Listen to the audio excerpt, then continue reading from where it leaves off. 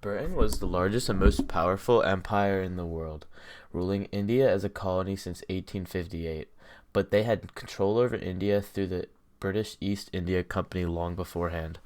After the Sepoy Mutiny of 1857, British began to rule with more force, leading to unfair treatment to the Indians living in India, especially taking advantage of the caste system, which was a social system that organized people into certain groups that had their own rights and laws that applied to each group differently.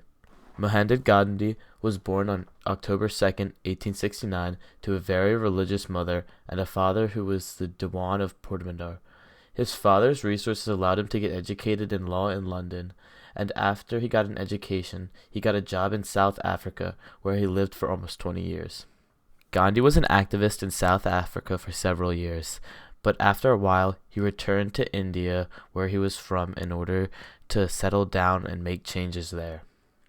In India, Gandhi boycotted British business, and he advocated for the production of khadar, which is Indian-made cloth. This is why Gandhi wore a humble dhoti and shawl, in order to help support Indian business and help show to the poor people that he was no different from them. The protests that Gandhi inspired eventually turned violent, which saw Gandhi arrested and sent to prison in 1922, but he was later released from prison in 1924. After he was released from prison, Gandhi retired from activism for the most part, but after an unfair salt tax was put in place, which forced Indians to buy salt exclusively from Britain, Gandhi returned to civil disobedience by organizing a march to the Arabian Sea coast. On March 12, 1930, Gandhi and tens of thousands of followers marched roughly 240 miles to make salt from seawater, thus breaking British law.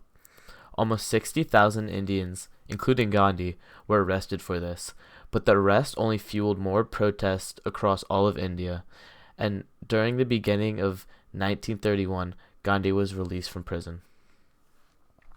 Gandhi later went on to do multiple hunger strikes to protest the treatment of the lowest class in the caste system, the untouchables.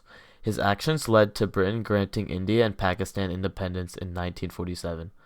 The split between these two regions was not ideal, and tensions were high after the two countries were granted independence.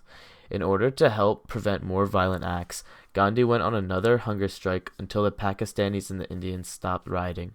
Unfortunately, 12 days after another hunger strike to bring peace in Delhi, Gandhi was assassinated by a Hindu extremist on January 30th, 1948. He was given the name Mahatma, which is Sanskrit for the Great Souled One, for his great personality and all he did for people. Gandhi was an activist for many people who were unable to defend themselves, and achieved his goals through non-violent methods. He broke the unfair colonial barriers that oppressed Indians. The barriers between the different caste systems were broken by Gandhi, convincing the world to treat everyone equally regardless of the social status they were born into. The barriers that prevented Pakistan and India from being able to get along were being broken down as Gandhi died.